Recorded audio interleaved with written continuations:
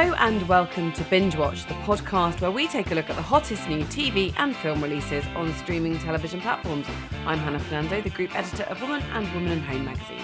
And I'm Ian McEwan, writer on TV Times, What's on TV and TV and Satellite Week magazines. And today we're looking at the new releases that will be available on Friday the 3rd of May 2024, including a dogged lawyer investigating murder at a monastery in gripping Tudor mystery Shardlake on Disney+, and Jeff Daniels as a millionaire property mogul whose business empire is on the brink of collapse in the Netflix drama A Man in Full.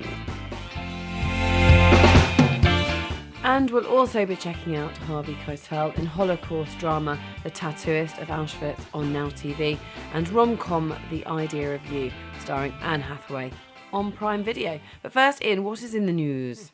In the Apple TV Plus thriller Down Cemetery Road, Emma Thompson will play an Oxford-based private detective investigating the disappearance of a child. What else is in the news, Hannah? Well, Eric Bana will star in a 6-part Netflix drama Untamed about a special agent who works for America's National Parks Service. We've got some good stuff for you this week, quite a variety of offerings. We're going to start on Disney Plus with a new period murder mystery which arrived on Wednesday the 1st of May. It's called Shardlake, and here's a clip. Why, in this house of God, do I smell secrets and fear? We have no secrets. And with respect, Master Shardlake, it is of you and Lord Cromwell we are afraid. So yes, Hannah, I was lucky enough to go on set for this one in Budapest, where some of it was filmed. It's based on a book, and it's set during the reign of King Henry VIII. It's a 4-parter, and the Shardlake of the title is a lawyer played by Arthur Hughes, and he is sent by the King's chief advisor, Thomas Cromwell, who of course was famously played by Mark Rylance in Wolf Hall. Well, here he's played by Sean Bean, and he is sent off to investigate the murder of a royal official at a monastery. So yes, the backdrop, as people will remember from their history lessons at school, is that King Henry VIII split from the Church of Rome in order to get divorced, and what followed that was the dissolution of the monastery. So the dissolution of the monasteries is going on. That's why a royal official has been sent to St Donatus, which is on the coast, the southern coast of England. And yes, this official has been murdered, and Shardlake is sent with one of Cromwell's men to find out what happened. So yes, as I said, it's based on a series of books. It's very good. If you watch The Name of the Rose, the Umberto Eco book, which has been adapted into a TV series starring John Turturro and also a film starring Sean Connery, it's not dissimilar because yes, it's about foul play in a monastery. You've got Babu Cisse as the abbot. You've got Paul Kay, one of our favourites, isn't he? He's one of the monks. So yes, it's all very dark and mysterious and unwelcoming historical whodunit. And I think it's really well put together. It looks great. And I like the fact that Arthur Hughes, who actually has an upper limb difference, is playing Shardlake, who has a sort of spinal curvature condition. So it suffers a lot of prejudice. He gets called things like crookback.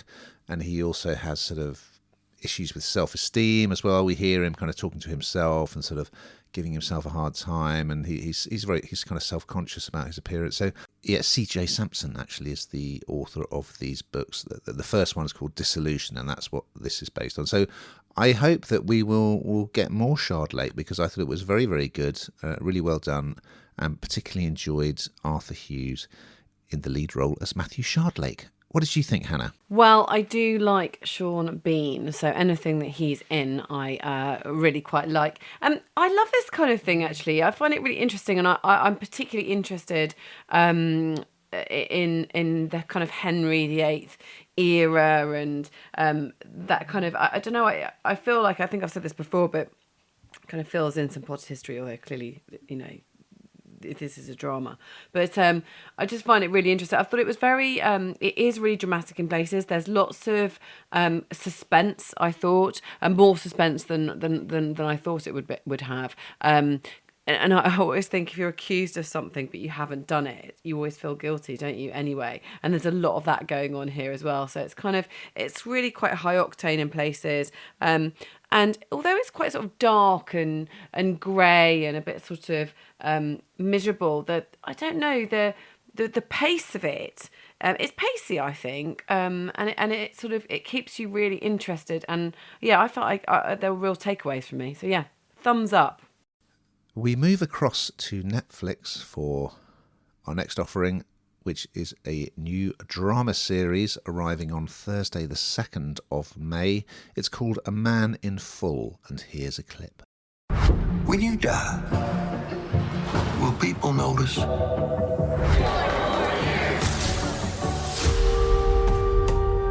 I heard once a man reaches a point where he's older.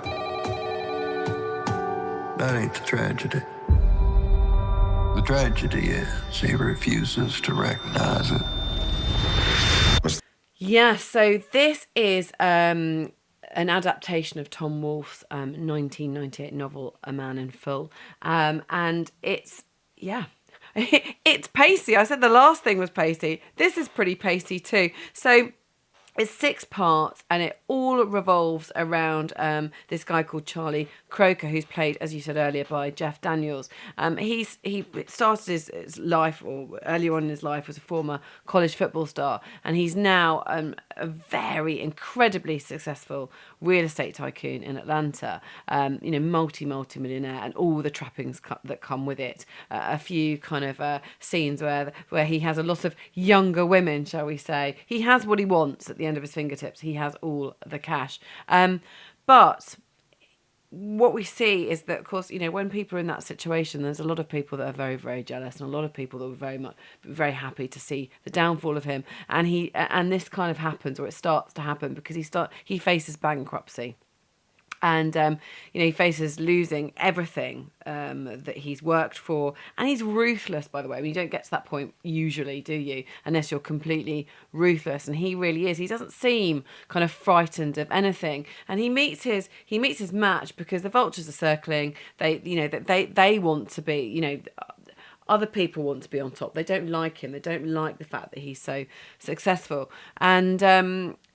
And you see him really fight back. And as I say, it's quite engaging, this, because on the one hand, he's such a revolting human being to a degree in the way that he behaves. But on the other hand, when he starts to lose everything, you kind of find yourself wanting him to not to lose everything, if you like. And there's been a few interviews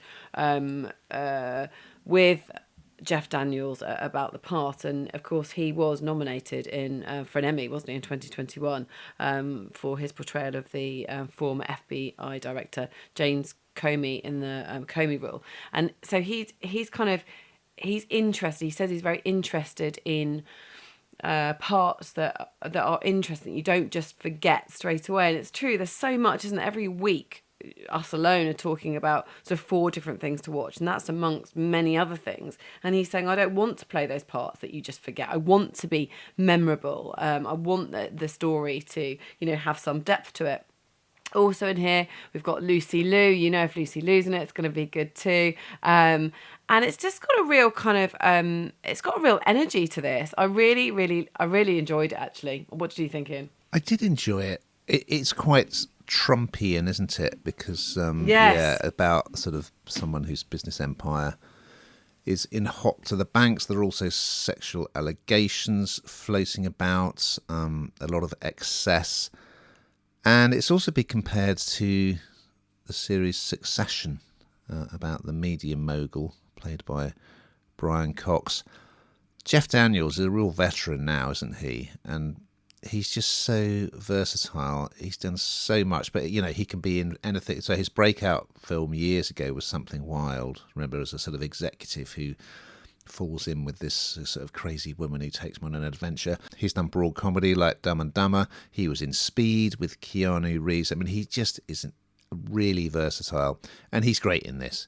He's having a good time as Charlie, who is, he's a bully, really. He's a dreadful man with a trophy wife and a southern drawl. Yeah, it's just kind of everything is falling apart. I don't think the dialogue is as good as Succession. So there are also kind of, as well as Charlie's story, we've got his ex-wife, played by Diane Lane, who was in Feud, Capote versus the Swans. You've also got his lawyer, and there's some rather kind of clunky dialogue introducing each of these subplots where, for instance, the lawyer is explaining, this is why I'm staying in this job, blah, blah, blah. And then the ex-wife is saying, that's why I don't still want to be with him. So it all seems a little bit clunky, those elements. Daniels is a beast in this. He absolutely dominates it in the best possible way. And it's some pretty dreadful people in it, which is great. And I enjoyed episode 1.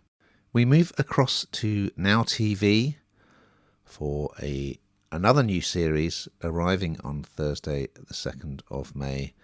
It's called The Tattooist of Auschwitz. And here's a clip.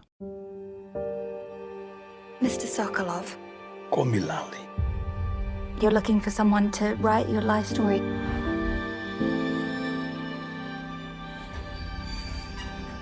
So this is a love story. Welcome to Auschwitz. This is based on a best-selling book that I'm sure many people will be familiar with, which tells it's a love story set in the Nazi death camp, Auschwitz. And, there have been many great films and TV series about the Holocaust. I actually visited Auschwitz when I was in Poland, and it's an experience that will stay with me forever.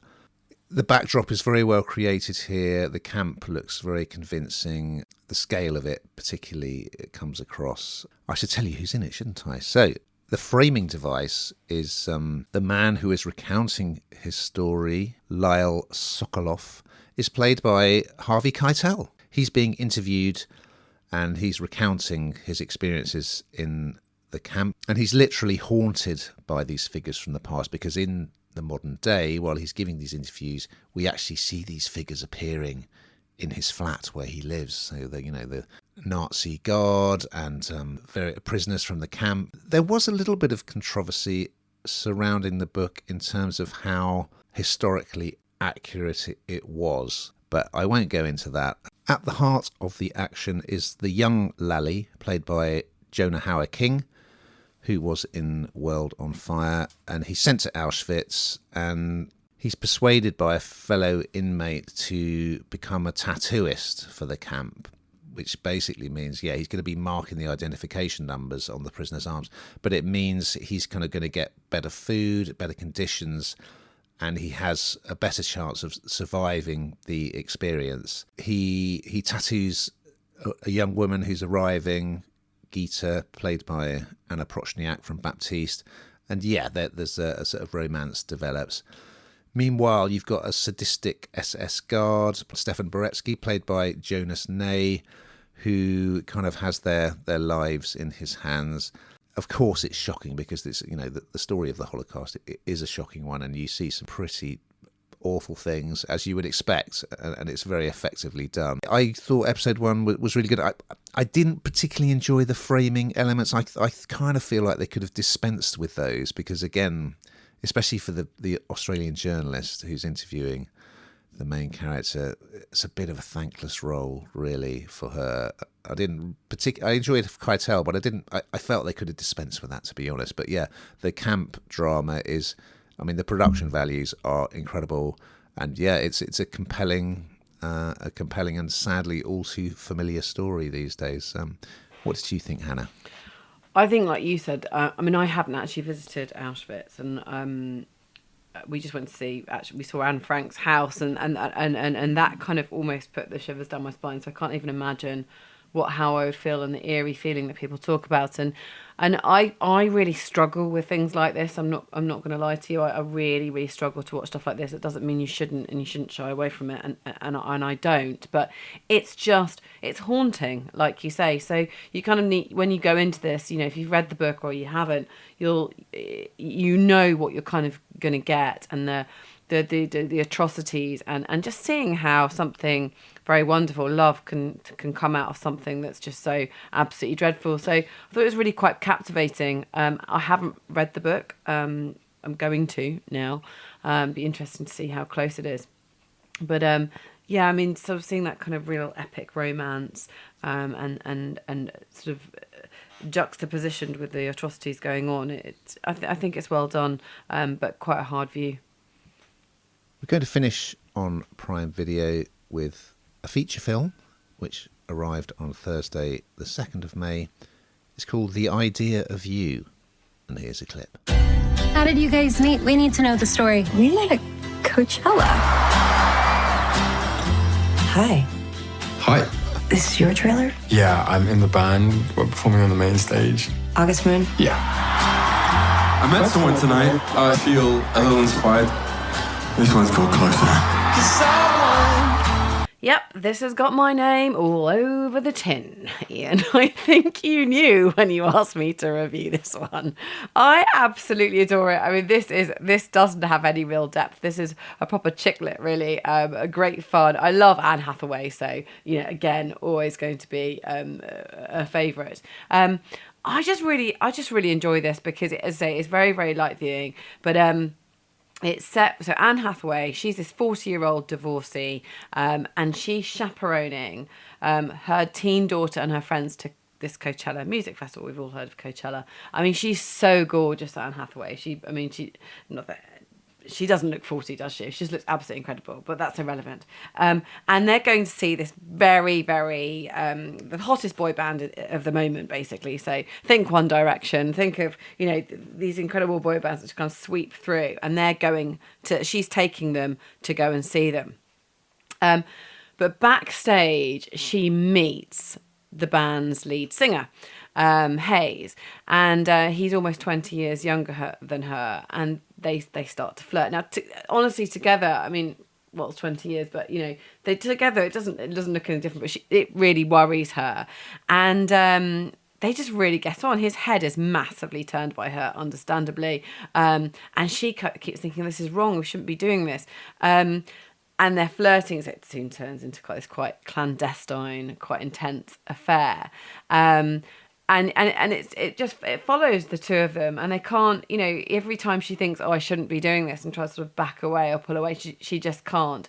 And it's as I say, it's a chick lit, it's fun, it's lovely, it does what it says on the tin, that, there's no great sort of depth to this. You can probably